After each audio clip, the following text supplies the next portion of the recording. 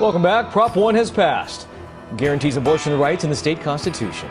CBS 13's Marley Ginter joins us live. She's been watching this proposition all night. Marley, what's the latest? Well, Elizabeth and Tony, they're definitely calling it a victory out here. They came, they partied, they packed up, and then they said the voters have spoken. Well, supporters say although there are already state laws regarding abortion on the books, those aren't enough and that Prop 1 was necessary. But I also spoke with opponents tonight who say they're not giving up just yet.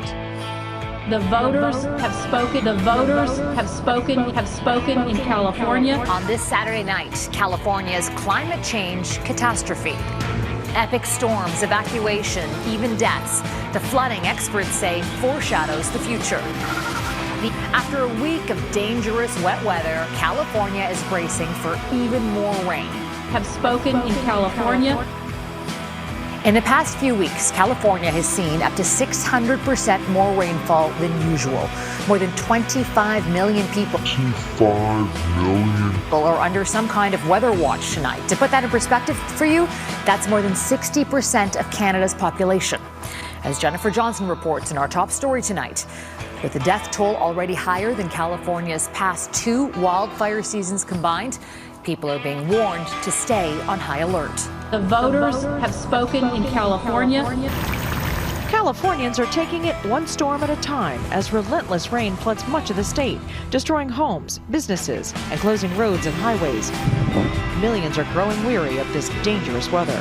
Do you have that level of just a little bit of anxiety about it? You want to prepare? And the voters have spoken in California, which has breached its levees just over an hour south of San Jose. The rising water is threatening to cut off the Monterey Peninsula, home to Big Sur and Pebble Beach, from the rest of the region. It's concerning. People are being flooded. Roads are being inundated. So, it's nothing to make small of. Evacuation orders have been issued for more than 17,000 local residents. You really want to respect Mother Nature, and you don't want to play around with that. The voters have spoken in California. Their highways are literally crumbling, shutting off people from basic necessities like food and water. Officials are trying to keep as many roadways open as possible, but the saturated ground is causing multiple landslides. If we end up closing roads, the impact on our community would be significant and devastating. Downed trees continue to cause power outages. Giant sinkholes are opening up. First responders continue to tell residents to stay home after several people have been swept away in high waters. Those not evacuating wonder how much longer they can protect their homes. It's going to rain for the next 3 days, so that's kind of like where we're at right now. Anticipation kills you. Still, Californians are trying to stay optimistic as another atmospheric river pelts the state, with yet another one still coming. Jennifer Johnson, Global News, Washington.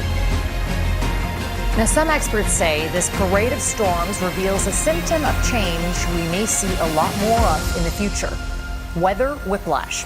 Climate change is making droughts drier and longer, and the rainfall relentless. The warmer the atmosphere, the more pressure it holds. Fewer storms are coming, but when they do, it's like a meteorological fire hose.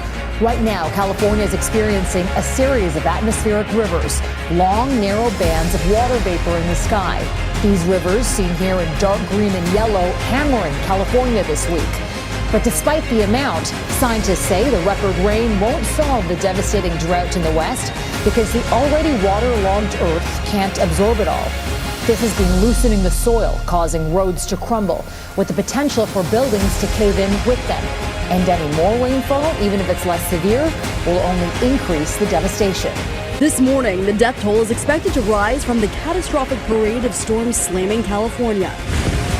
The unrelenting weather has dumped 36 inches of rain on parts of the state since Christmas, killing at least 17 people. 2 recent deaths were from lightning strikes, and a boy remains missing after floodwaters swept away his mother's car. We've had less people die in the last 2 years of major wildfires in California that have died since New Year's Day related to this weather. Now, forecasters warn the storms will continue for at least another week, with, quote, enormous cyclone poised to bring up to 10 more inches of rain to Northern California in the coming days.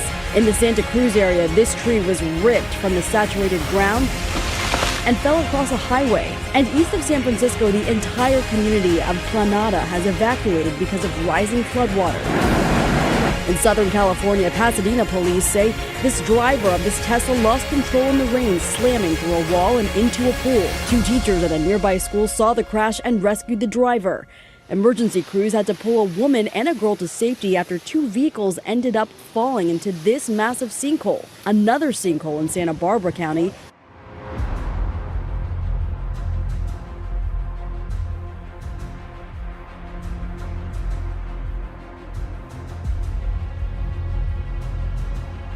Get ready. Storm number 10 will be hitting us in just a few hours. Here's a live look now across the Bay Area. The roads relatively dry for now, but it'll be a whole different story when you wake up in the morning. A big problem spot today, Marin County. Take a look. A messy example of how damaging these storms can be. A mudslide into an apartment complex in Fairfax. We're also keeping a close eye on creeks and rivers. Crews to the South Bay rush to clear debris that could lead to flooding along the Guadalupe River.